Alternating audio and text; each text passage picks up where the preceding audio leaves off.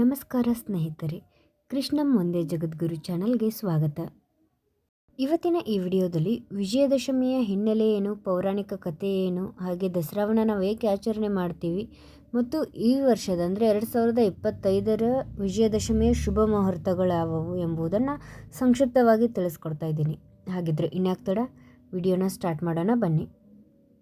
ಆಶ್ವೀಜ ಮಾಸದ ಶುಕ್ಲ ಪಕ್ಷದ ಪಾಡ್ಯದಿಂದ ಆರಂಭಗೊಂಡು ನವರಾತ್ರಿ ಹಬ್ಬದ 9 ದಿನಗಳು ಕಳೆದ ನಂತರ ಬರುವ 10ನೇ ದಿನವೇ ದಶಮಿ, ವಿಜಯದಶಮಿ ಎಂದು ಕೂಡ ಕರಿತೀವಿ. ಆದರೆ ನೆನಪಿರಲಿ ಸ್ನೇಹಿತರೆ, ಈ ವರ್ಷ ಬಂದಿರೋದು 11ನೇ ದಿನ, ವಿಜಯದಶಮಿ ಬಂದಿರೋದು ಅಕ್ಟೋಬರ್ 2ನೇ ತಾರೀಕು, ಅಂದರೆ 11 ದಿನ ಆಗುತ್ತೆ ಅಲ್ಲಿಗೆ.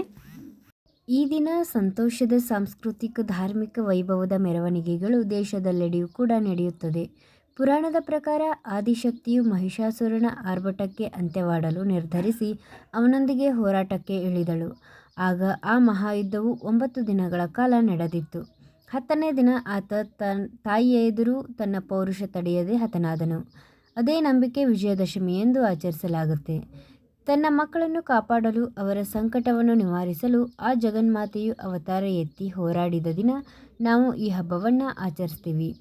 ಮಹಿಷಾಸುರ ದೀರ್ಘ ತಪಸ್ಸು ಮಾಡಿ ಯಾವುದೇ ಮನುಷ್ಯನಿಂದ, ಪುರುಷರಿಂದ, ದೇವರಿಂದ ತನ್ನನ್ನು ಸಂಹರಿಸಲು ಸಾಧ್ಯವಾಗಬಾರದೆಂದು ಬ್ರಹ್ಮನಿಂದ ವರ ಸಿಕ್ಕಿದ ಕೂಡಲೇ ಅಹಂಕಾರದಿಂದ ಜನರಿಗೆ ಮತ್ತು ದೇವರಿಗೆ ತೊಂದರೆ ಕೊಡಲು ಆರಂಭಿಸಿದ.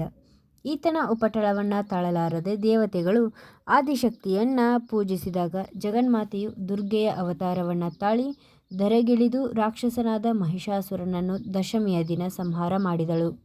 ಮಹಾಭಾರತದಲ್ಲಿ ಪಾಂಡವರು ಮತ್ಸ್ಯ ದೇಶದ ರಾಜನಾದ ವಿರಾಟನ ರಾಜಧಾನಿಯಲ್ಲಿ 1 ವರ್ಷದ ಅಜ್ಞಾತವಾಸವನ್ನು ಮುಗಿಸಿದ ಬಳಿಕ ಕಾಡಿನಲ್ಲಿದ್ದ ಶಮಿ ವೃಕ್ಷಕ್ಕೆ ಅಲ್ಲಿ ಅಡಗಿಸಿಟ್ಟಿದ್ದ ತಮ್ಮ ಶಸ್ತ್ರಾಸ್ತ್ರಗಳನ್ನು ತೆಗೆದುಕೊಳ್ಳಲು ಬಂದರು. ಅಲ್ಲಿ ಶಮಿ ವೃಕ್ಷವನ್ನು ಪೂಜಿಸಿ ಮಾತೆ ದುರ್ಗಾದೇವಿಯನ್ನು ನಮಿಸಿ ಯುದ್ಧಕ್ಕೆ ಹೊರಟರಂತೆ. ಯುದ್ಧದಲ್ಲಿ ಜಯಶಾಲಿಯಾದ್ದರಿಂದ ವಿಜಯದ ಶಮಿ ಎಂದು ಹೆಸರು ಬಂದಿದೆ. ಇಂದಿಗೂ ಗುರು ಹಿರಿಯರಿಗೆ ಶಮಿ ಎಲೆಗಳನ್ನು ನೀಡುತ್ತಾ ಅವರ ಆಶೀರ್ವಾದವನ್ನು ಪಡೆಯುವುದು ಕೂಡ ರೂಢಿಯಲ್ಲಿದೆ. ಶಮಿ ವೃಕ್ಷವನ್ನು ಕನ್ನಡದಲ್ಲಿ ಬನ್ನಿಮರ ಎಂದು ಕೂಡ ಕರಿತೀವಿ. ಈಗಲೂ ವಿಜಯದಶಮಿ ಎಂದು ಮೈಸೂರು ಒಡೆಯರ್ ವಂಶದವರು ಸಿಮೋಲ್ಲಂಘನದ ಸಾಂಕೇತಿಕವಾಗಿ ಮೈಸೂರಿನಲ್ಲಿ ಬನ್ನಿ ಮಂಟಪಕ್ಕೆ ಮೆರವಣಿಗೆ ಸಹಿತ ಹೋಗಿ ಪೂಜೆ ಸಲ್ಲಿಸಿ ಬರುತ್ತಾರೆ.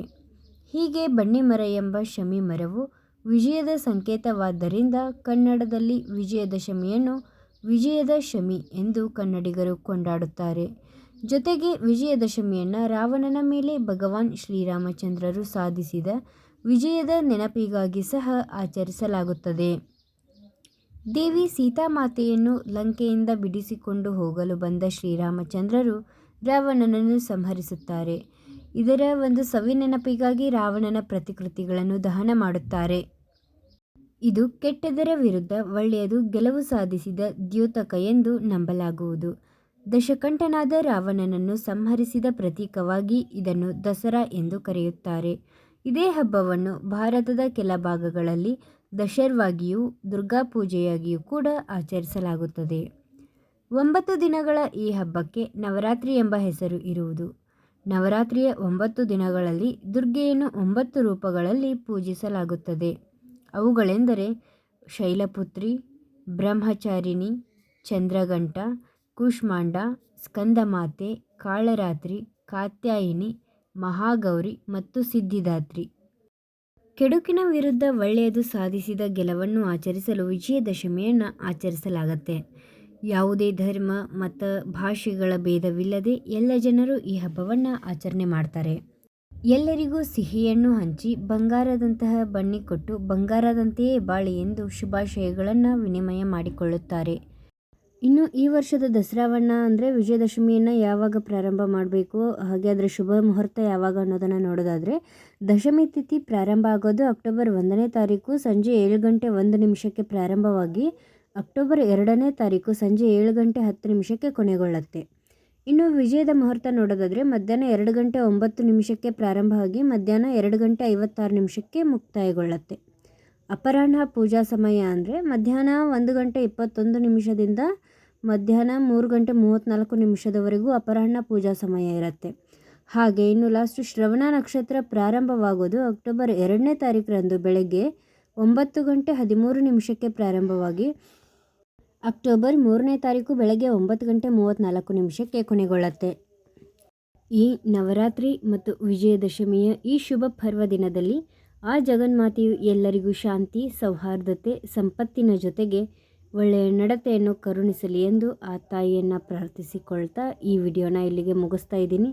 ಹಾಗೆ ಈ ಮಾಹಿತಿಗಳೆಲ್ಲ ನಿಮಗಿಷ್ಟ ಆಗಿದ್ದರೆ ನಮ್ಮ ಚಾನಲ್ನ ಲೈಕ್ ಮಾಡಿ, ಶೇರ್ ಮಾಡಿ, ಸಬ್ಸ್ಕ್ರೈಬ್ ಮಾಡ್ಕೊಳ್ಳಿ. ಹಾಗೆ ಪಕ್ಕದಲ್ಲಿ ಕಾಣುವಂಥ ಬೆಲ್ ಐಕನ್ನ ಪ್ರೆಸ್ ಮಾಡಿ. ನಾನು ಸಿಗ್ತೀನಿ ಮುಂದಿನ ವಿಡಿಯೋದಲ್ಲಿ. Thank you.